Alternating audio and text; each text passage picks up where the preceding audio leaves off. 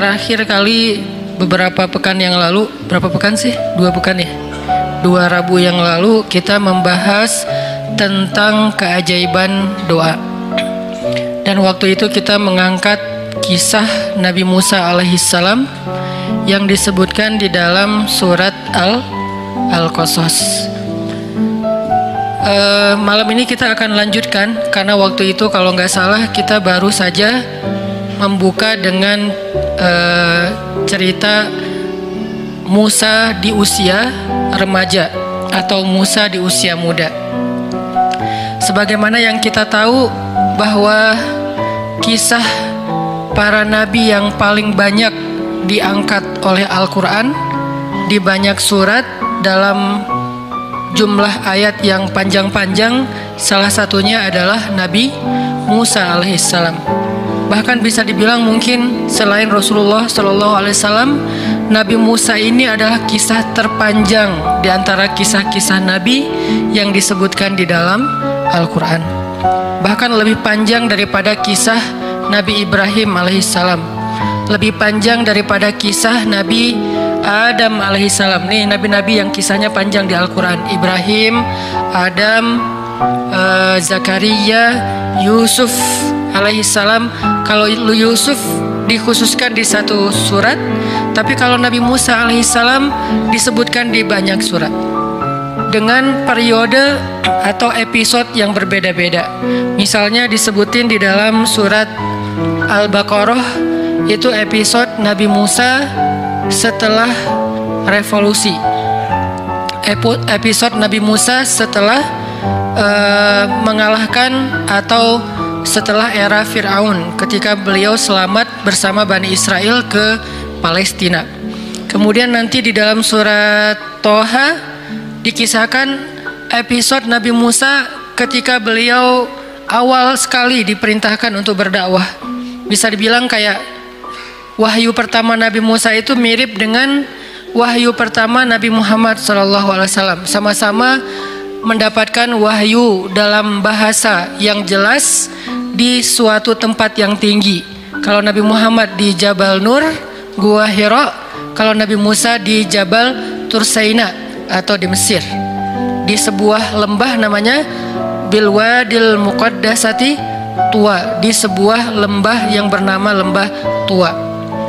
Kemudian nanti di surat Al-Qasas Allah mengisahkan Nabi Musa episode beliau bayi dan juga episode ketika beliau remaja sampai beliau menikah yang nanti akan kita bahas. Selain di antara 3 surat yang panjang ini mengisahkan Nabi Musa, Allah juga menyelipkan adegan-adegan kecil tentang Nabi Musa di surat-surat yang lain. Misalnya di surat sebutlah Al-Isra, kemudian Al-Anbiya, kemudian surat Maryam, hanya beberapa selipan ayat ataupun hanya beberapa adegan-adegan kecil, tapi yang jelas Nabi Musa ini sering diulang-ulang di dalam Al-Quran, baik namanya maupun kisahnya. Dan kisah tentang Nabi Musa bukan hanya kisah tentang beliau dan Harun, tapi juga kisah nanti ada adegan penyihir Fir'aun, ada adegan Qarun, ada adegan Masyitah, ada banyak adegan-adegan termasuk Bani Israel, ada adegan Bani Israel versi Samiri, ada adegan Nabi Musa dengan muridnya di Al-Kahfi ketemu dengan guru beliau Khadar atau orang Indonesia nyebutnya Khidir. Banyak sekali kisah Nabi Musa di dalam Al-Quran, yang ini artinya Nabi Musa termasuk salah satu yang paling banyak hikmah yang bisa kita petik sehingga Al-Quran mengisahkannya dalam banyak ayat. Kenapa? Karena Al-Quran bukan buku sejarah, Al-Quran bukan buku cerita, tapi Al-Quran adalah pelajaran dalam ayat-ayat yang suci. Sehingga kisah-kisah yang diangkat oleh Al-Quran bukan hanya menyuguhkan alur-alur cerita ataupun adegan-adegan yang klimaks, tapi kisah-kisah yang diangkat oleh Al-Quran, baik yang panjang ataupun yang sekilas saja, pastinya termuat di dalamnya banyak hikmah, banyak pelajaran. Dan sesuatu tidak akan menjadi pelajaran kalau baru sekedar dihafal. Sesuatu tidak disebut pelajaran kalau sekedar kita mendengar lalu menjadi tahu dan itu namanya wawasan, tsaqafah. Sesuatu baru disebut menjadi hikmah, menjadi pelajaran ketika dia membentuk rasa. Pelajaran itu dimulai dari membentuk rasa, bukan hanya ketika dihafal atau sekedar diketahui. Itu belum menjadi ilmu. Kalau sekedar dihafal dan diketahui saja, maka orang yang tidak beriman juga bisa melakukannya, tapi tidak merubah rasa apapun di hati mereka, di dalam perasaan mereka.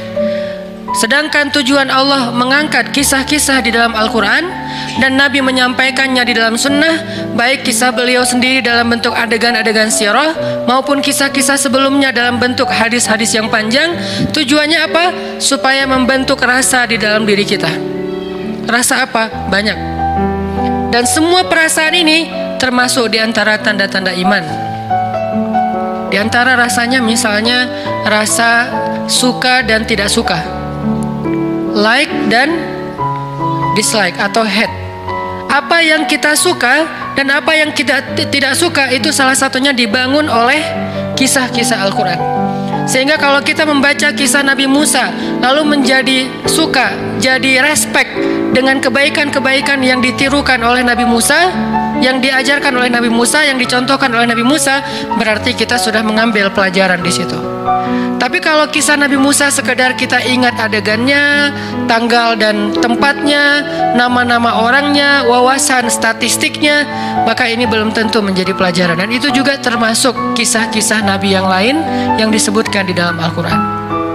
Contoh, kalau buat cewek-cewek, kisah Sayyidah Maryam, yang juga termasuk salah satu kisah paling panjang di Al-Quran, bahkan sampai menjadi nama Suratu Maryam.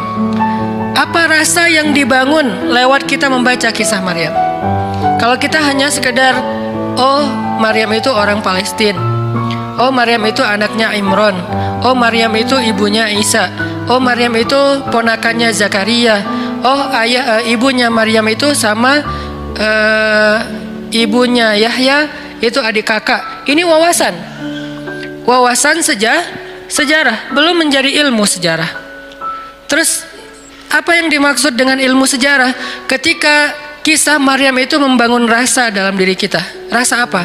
Minimal kita respect sama Sayyidah Maryam, sehingga kita pengen wannabe, pengen jadi kayak Maryam. Buat cewek-cewek, saya respect banget sama Maryam, saya kayak ngefans banget sama Sayyidah Maryam. Kalau udah ngefans, kemudian kita pengen jadi seperti Sayyidah Maryam dalam beberapa adegan hidup kita. Kayak misalnya Maryam ini kan terkenal sebagai perempuan, cewek yang sangat menjaga kehormatan ya.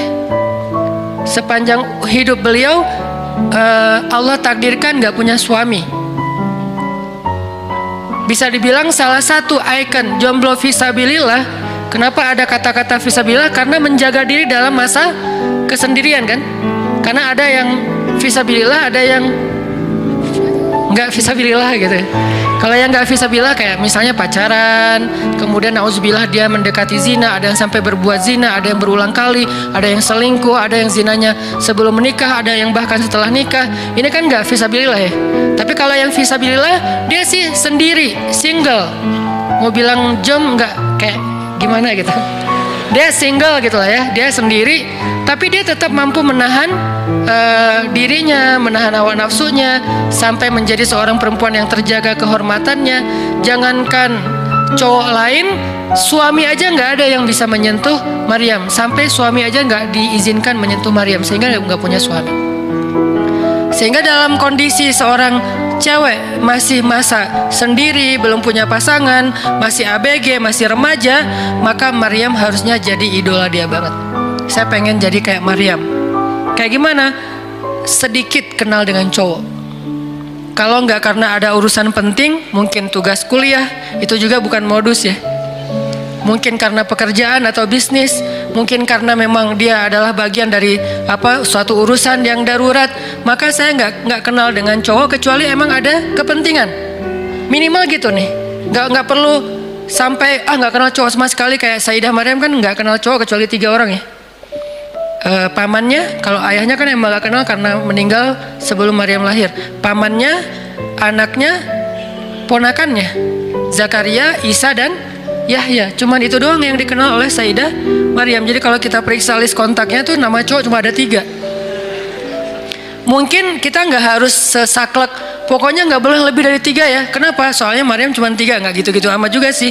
Setidaknya pelajarannya di sini, saya nggak mau kenal cowok kecuali ada kebutuhan yang memang penting, yang memang ada maslahatnya.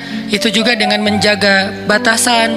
Kemudian nanti dengan cowok itu nggak terlalu berlebihan, nggak terlalu dekat, nggak curhat kepada cowok. Sampai seganteng apapun cowoknya, sebaik apapun cowoknya, dia nggak akrab gitu. Kayak Maryam dengan Jibril. Jibril kan ketika turun menemui Maryam, fatamassala laha basyaron sawiya. Jibril menjelma sebagai seorang basyaron sawiya, cowok keren. Itu namanya tarjamatus syabab, terjemah anak muda. Yang mungkin sebagian dai tidak berani menerjemahkan Al-Quran dengan terjemah anak muda. Ya nggak apa-apa lah, mungkin jadi yang agak unik atau aneh mungkin lebih tepatnya. Terjematus syabab terhadap Al-Quran. Apa arti basyaron sawiyah? Kalau terjemah Quran yang baku itu laki-laki yang sempurna. Bahasa kita apa? Cowok keren. Karena ideal, sempurna banget. Nggak berlebihan, nggak juga pas-pasan. Kalau berlebihan misalnya hidungnya terlalu mancung sampai miring gitu kan ya. Ini berlebihan. Nggak juga hidungnya terlalu tawadu gitu. Ini Jibril fatamassala laha basyaron sawiya. Jibril itu jadi cowok keren. Arti cowok keren ideal banget. Hidungnya ideal, matanya ideal, alisnya ideal, rambutnya ideal gitu. Nggak tahu ya, cuman beberapa cerita tentang rambut Nabi Isa, Nabi Muhammad kan rata-rata rambut sepundak ya, dan ada agak-agak ikal kan. Mungkin kalau genrenya agak-agak reggae gitulah kalau di anak muda gitu. Jadi keren gitu. Nah, Jibril datang menemui Maryam menjadi seorang cowok keren. Bukan wujud aslinya Jibril. Kenapa nggak dengan wujud asli aja? Yang pernah melihat Jibril dengan wujud asli itu sedikit. Salah satu di antara yang sedikit di antara manusia cuman Rasulullah Sallallahu Alaihi Wasallam. Itu juga 2 kali menurut sebagian besar riwayat, 2 kali doang. Sisanya Nabi kalau ketemu Jibril tadi jadi cowok keren. Saking kerennya Jibril, Umar aja terheran. Umar itu agak idealis dan punya standar yang tinggi tentang cowok keren. Itu Umar. Buat dia cowok keren itu harus gagah, harus keker, harus tinggi. Ininya bahunya, bidangnya tuh harus lebar. Cowok keren dalam standar Umar itu tinggi. Jadi susah untuk disebut keren di mata Umar. Tapi Jibril bikin Umar gak berkedip. Kira-kira sekeren apa nih Jibril? Bikin Umar gak berkedip. Ketika Jibril datang sebagai cowok keren, lalu duduk di depan Nabi dengan pakaian yang bersih, rapi, gak ada leceknya sedikit pun. Sampai Umar komennya, kami nggak kenal dia, seolah-olah dia bukan orang Madinah. Tapi di pakaiannya nggak ada bekas-bekas safar. Arti nggak ada bekas safar itu nggak ada leceknya. Kita kan naik motor juga, bukan cuma baju yang lecek, sampai muka juga lecek gitu kan ya. Kenal pot lah, apalah. Saya juga suka ngelihat gitu. Kalau saya sering naik memotoran beberapa hari, akhirnya muka saya, kenapa saya jadi agak-agak susah diedit gitu teh.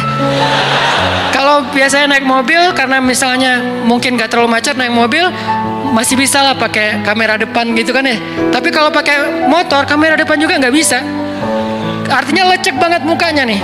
Jadi kalau mau ngajar naik motor pasti udah lecek banget. Tapi Jibril alaihissalam datang dengan pakaian yang tidak lecek, apalagi wajahnya. Pakaian aja yang gampang kusut, nggak kusut sama sekali. Nggak ada bekas lipatan sedikit pun di pakaiannya, seolah-olah dia bukan perjalanan jauh. Tapi kalau dia bukan perjalanan jauh, dia bukan orang setempat. Nggak ada yang kenal, tetangga siapa ini orang, tinggal di sebelah mana, karena nggak ada yang kenal. Sehingga sahabat heran, bukan orang sini, tapi nggak ada bekas-bekas perjalanan jauh. Itu kan keren banget. Sehingga Umar dengerin aja, dia tiba-tiba duduk di depan Nabi, menautkan lututnya dengan lutut Nabi, ketemu gitu, ngobrol sama Nabi, wajahnya berseri-seri, dia tersenyum, bertanya kepada Nabi, sebutin apa Islam, sebutin apa iman, sebutin apa ihsan, kapan terjadi kiamat, apa tanda-tanda kiamat. Setiap dia bertanya, dia membenarkan. Dia bertanya, dia membenarkan. Sampai setelah itu dipeluk Rasulullah oleh laki-laki itu, dia pun pergi. Sahabat masih diam aja. Mereka takjub melihat ini cowok keren banget. Nggak tahu di situ ada cewek-cewek atau enggak. Kebayang kalau di zaman sekarang Jibril turun, wah, bisa pingsan. Yusuf aja bisa pingsan, apalagi Jibril. Karena Yusuf gantengnya ganteng-ganteng Nabi. Kalau Jibril ganteng-ganteng malaikat. Kebayang nggak tuh gimana gantengnya? Nah, cowok sekeren Jibril datang ke dalam sebuah mihrab. Maryam lagi sendiri di situ, ABG, usia sekitar 20-an tahun. Artinya anak remaja banget, lagi semangatnya, lagi kalau zaman sekarang tuh lagi pengen kenal lebih banyak orang, lagi pengen cari ekspresi dirinya kayak gimana, lagi pengen diakui.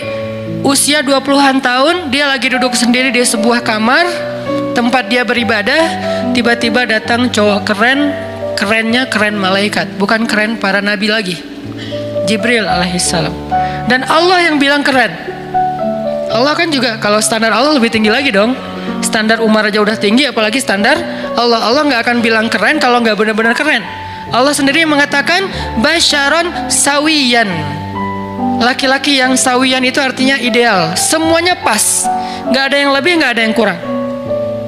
Keritingnya nggak keriting amat sampai lalat aja nyasar misalnya, nggak juga lurus amat sampai jadi perosotan, nggak juga. Jadi artinya benar-benar ideal, sawiyan, pas gitu.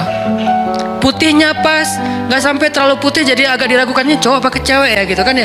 Ini pas banget, putihnya putih maco gitu, tapi nggak terlalu dark juga gitu, nggak terlalu doff lah. Ini nih cowok paling ideal, nggak bisa dibayangin pastinya. Tapi yang penting Allah bilang ideal, berarti udah ideal. Basyaron sawiyan berarti keren banget. Ketika ketemu Maryam sebagai wujud seorang laki-laki, cowok yang keren banget, Maryam membuka matanya ngelihat ada cowok di depannya.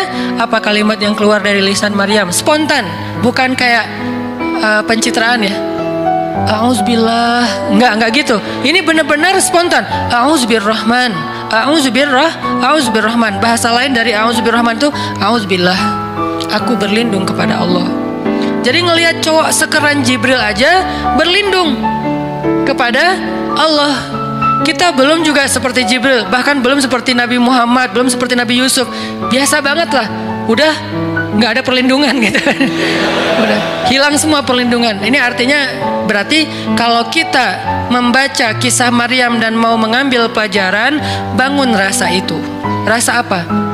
Rasa pertama ngefans sama Maryam kalau buat cewek nih. Kedua, pengen jadi seperti Maryam.